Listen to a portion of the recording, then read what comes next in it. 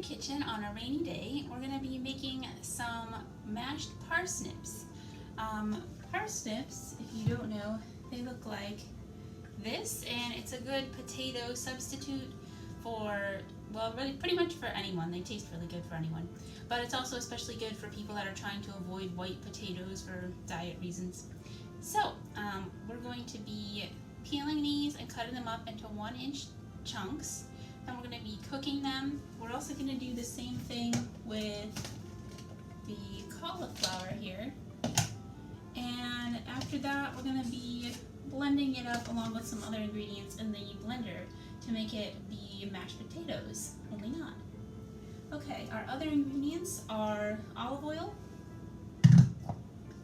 rosemary. The recipe does call for fresh, but I have some dried here from my garden. Sea salt, black pepper, lemon juice, and inside this little package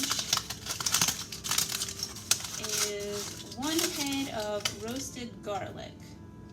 This recipe does come from a food website called Love and Lemons, and I'll put a link to that below. They had a lot of really nice fall recipes, so I'm using several of the recipes this month for fall. They have instructions on there on how to roast your garlic. I did do that ahead of time at home since we have no oven here at the library. So it's all roasted, and if you want to find out how to roast your own garlic, I would check out that website. Basically, it was pretty easy. I just had to cut off a slice of the top of the bulb. You can see the individual cloves are exposed there because I sliced off the top. Then put it on this sheet of tin foil, drizzle with olive oil, and then add salt and pepper, and then I closed it up like the little package that you saw at the beginning. Then I roasted it in the oven on 375 for about 35 minutes or so, and this is the result. The recipe does recommend roasting your garlic ahead of time for a better flavor than just using the raw garlic. Alright, let's get started on the parsnips.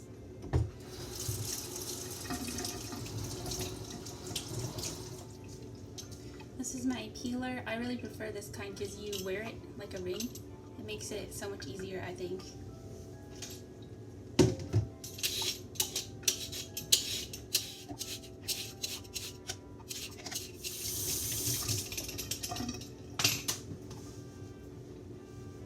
Alright, look how pretty they are. This is my first time peeling parsnips, and I can tell you they are just as easy to peel as a carrot, so that was nice. Alright, I'm cutting directly on the countertop because we have yet to get a cutting board, but we're getting one soon. I would recommend cutting on a cutting board because you don't want to risk messing up your countertop. I'm just going to be extra careful for now. I used to cut on top of a a paper plate while cooking at the library, but I just got a little tired of wasting trees, so this is my favorite method for cutting carrots, and it works on these too. Start the knife. Okay, now take your hand out of the way and just push down. So you don't have to risk your hand as much that way.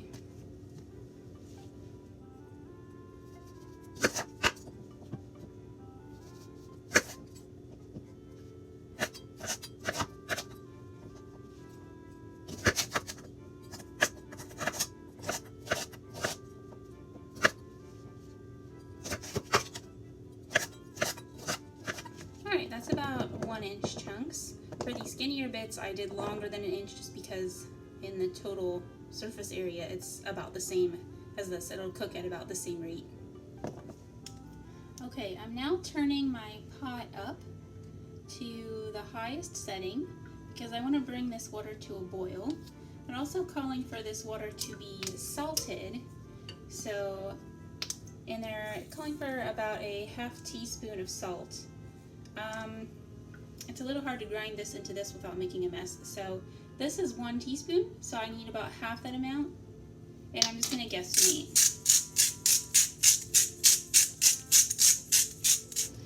While I'm waiting for my pot to come to a full boil, I'm going to wash my cauliflower.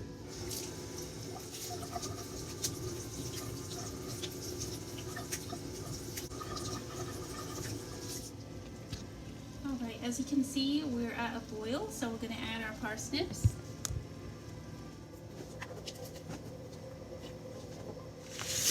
Careful not to splash boiling water on yourself like I just did. Oops, this one's hiding. Alright, now I need to boil these for 10 to 12 minutes. The instructions did not say to put the lid on, so I'm going to leave it like this for 10 to 12 minutes. Okay, while we wait for our parsnips to boil, I'm going to finish getting our cauliflower ready. So we need to break this into pieces, and we're including the cores.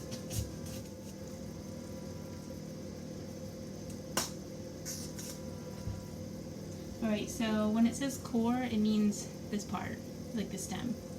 So we're not going to cut that part off, we want to include that part.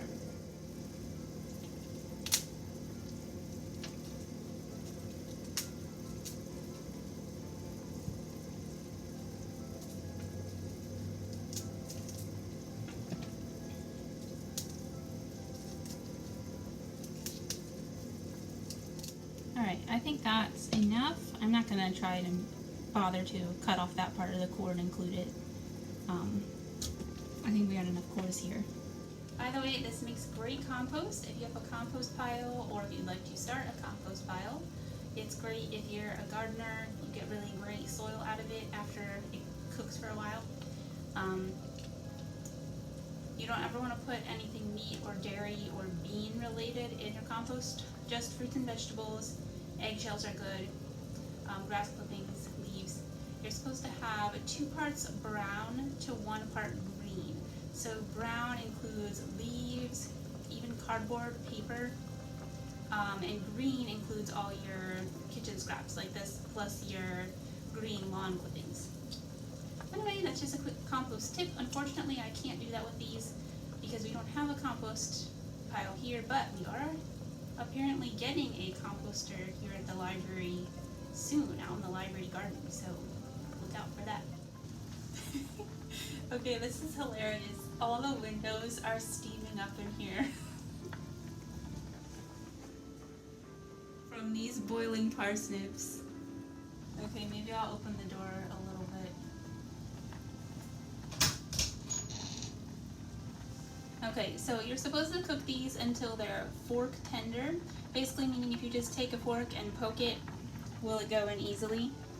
So I'm just going to test it with my metal spatula here, and you can see when I use it to poke a piece of parsnip, it goes in really easily. So these are done. Alright, now our next step is we're supposed to take the parsnips out and put them in our blender. Then we're going to cook our cauliflower for the same amount of time, about 10 to 12 minutes, and then put the cauliflower in the blender.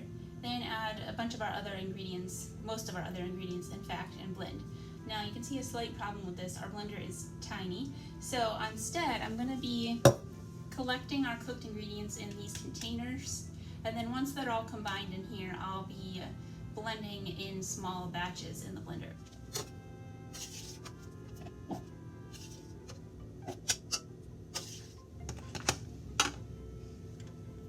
Alright, we're going to bring this back up to a boil and add our cauliflower.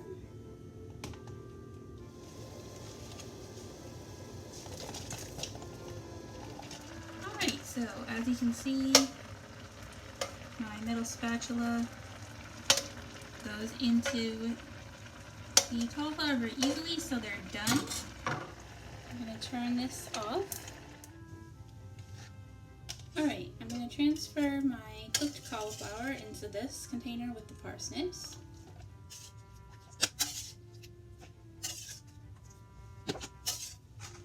Alright, I'm actually going to use 2 dishes so that it'll all fit. And I'm just going to try to get an even amount of parsnips and cauliflower in each one. Alright, now I'm going to be adding our other ingredients into these 2 containers. I'm going to just, since I have 2 small containers instead of 1 big one, I'm going to, every time I measure, I'm going to just put half of the measurement in here and half in here. so it'll be even. First we need 2 tablespoons of olive oil. This is a half tablespoon, so 1,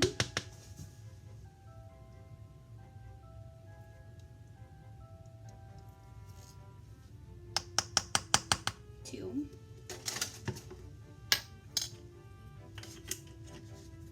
now we need a half tablespoon of the fresh lemon juice. So there's 1. We'll just put about half of it in this one and about half in that one.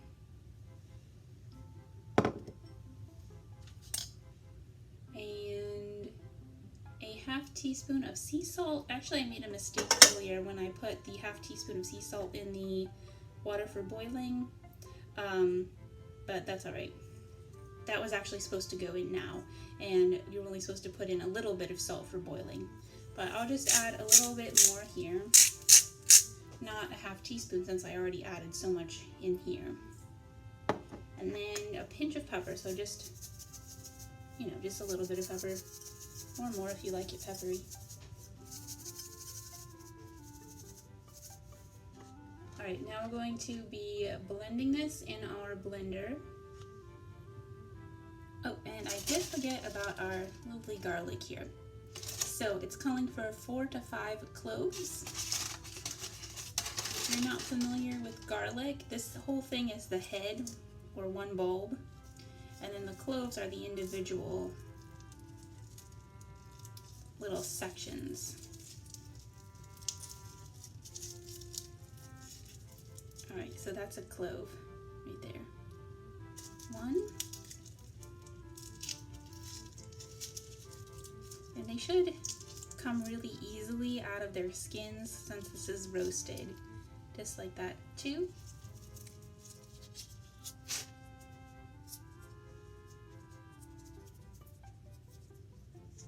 Alright, and that's 4 and 5. And then the rest, you can just wrap it back up and save it for another recipe, or to put on your bread, or whatever. It's good for lots of things.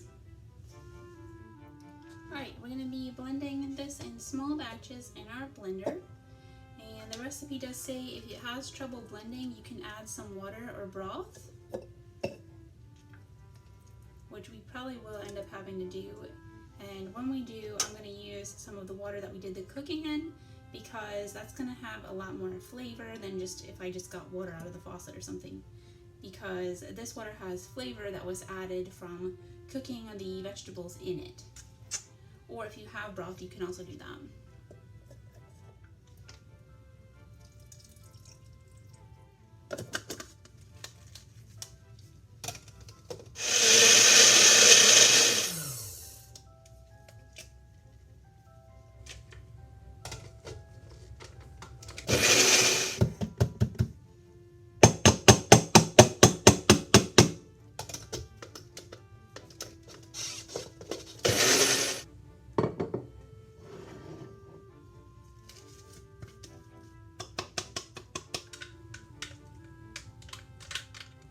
Alright, surprisingly I did not have to add any water at all to the first batch, but this one is a little bit tougher, so I'm going to add a little bit of water. On the last batch, just shaking it down a couple times and re-blending it seemed to do the trick, but this one, I think this batch is a little bit thicker.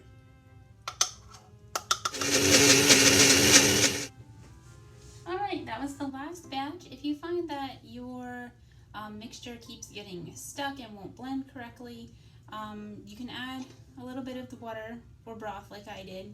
Not too much though, because you don't want the final product to be too watery.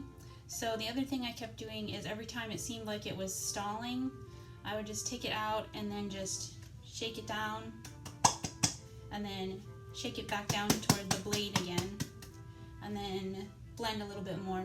If you have the regular type of blender that's open at the top, you can just obviously make sure it's turned off first, then open it and put a long spoon down in and just stir it around a little bit. Sometimes the food just needs to get resettled down around the blades and then it'll blend okay.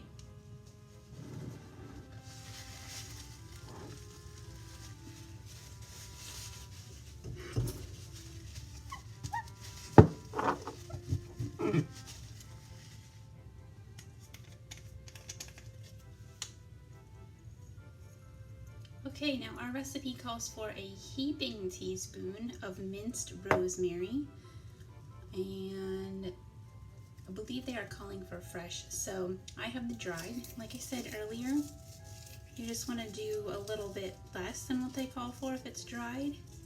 I mean, unless you're going for an extra strong flavor, which is fine, because the dried herbs are more intense. Now instead of mincing, because mine is dried, it's easier to just crumble it. So that's what I'm doing. I'm just pulling the little rosemary needles off the stem. Sort of grows like the way a pine tree does, and it smells piney too. Rosemary is one of my favorite herbs. Right, and then we're gonna drizzle with olive oil for serving.